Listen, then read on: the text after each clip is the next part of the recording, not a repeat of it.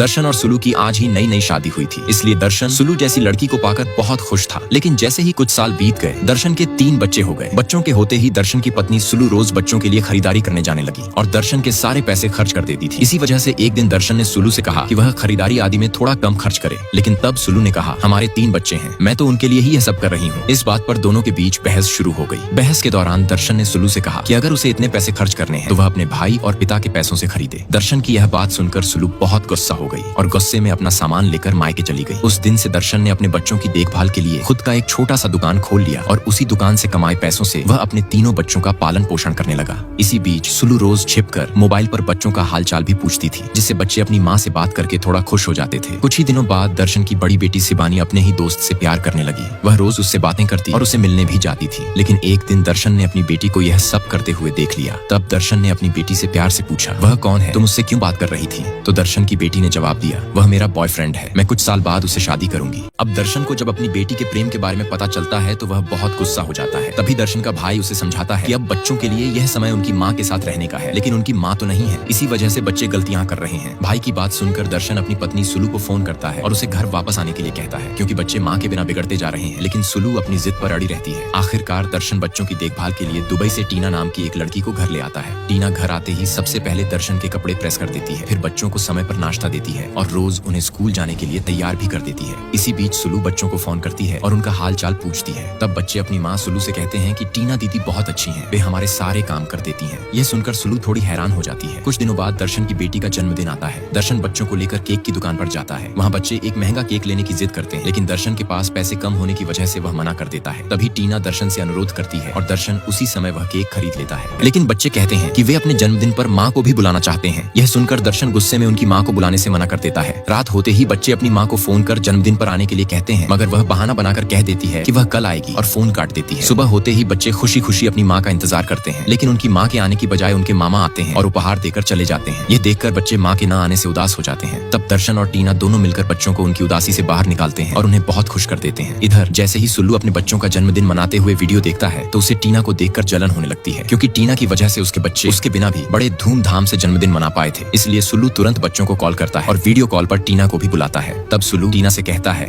तो तुम्हारी वजह से मेरे बच्चे मेरे बिना ही जन्मदिन मना लिए। यह कहकर सुल्लू उसे उल्टा सीधा बोलने लगता है, लेकिन टीना उसकी बात पर जरा भी नाराज नहीं होती। यह देखकर सुल्लू गुस्से में आकर तुरंत कॉल काट देता है और फिर अपनी की हुई गलती को सोचकर खुद रोने लगता है। मोटू और इंदू की आज ही नई नई शादी हुई थी, इसलिए मोटू बहुत खुश था, क्योंकि पहली बार उसे इंदू जैसी स्लिम फिगर वाली लड़की मिली थी। जैसे जैसे रात होती, मोटू इंदू के साथ भरपूर फाइनल क्रिकेट मैच खेलता था। लेकिन जैसे ही सुबह होती, मोटू देखता कि बिस्तर पर इंदू नहीं है। वह तुरंत बाथरूम में जाकर देखता है तो पता चलता है कि इंदू को इलेक्ट्रिक शॉक लग गया है और वह बेहोश होकर नीचे गिर गई है। मोटू तुरंत उसे उठाकर अस्पताल ले जाता है और सबको यह बात बताता है। कुछ देर इलाज के बाद जब मोटू इंदू के पास आता है तो देखता है कि इंदू होश में आ गई है। मोटू तुरंत उससे पूछता है, इंदू कैसी हो तुम? ये सुनते ही इंदू मोटू को जोरदार थप्पड़ मार देती है। मोटू हैरान होकर पूछता है, इंदू तुमने मुझे क्यों मारा? इंदू गुस्से में कहती है, कौन हो तुम? मुझे छुआ क्यों? मोटू कहता है, मैं तुम्हारा पति हूं। तभी इंदू उसके दूसरे गाल पर एक और थप्पड़ जड़ देती है और कहती है, अपना साइज देखा है और खुद को पति कह रहे हो? इसके बाद इंदू सबको बुलाकर कहती है, ये मोटू मेरे साथ जबरदस्ती कर रहा है, इसे तुरंत पुलिस के हवाले कर दो। बेचारा मोटू एक भोले भाले आदमी की तरह खड़ा रह जाता है। अगले दिन जब मोटू इंदू के घर जाता है तब उसे पता चलता है कि पहले इंदू का एक कार एक्सीडेंट हुआ था और तभी से उसका दिमाग कभी कभी ठीक से काम नहीं करता। ये सब सुनकर मोटू की माँ कहती है, मैं सोच ही रही थी कि हमारे मोटू जैसे लड़के को इतनी सुंदर लड़की कैसे पसंद कर ली। यह सुनकर मोटू भी सोच में पड़ जाता है, मैं तो खुश होकर सिर्फ एक ही दिन क्रिकेट मैच खेल पाया, अब मैं क्या करूंगा। नेक्स्ट पार्ट के लिए लाइक और कमेंट करें।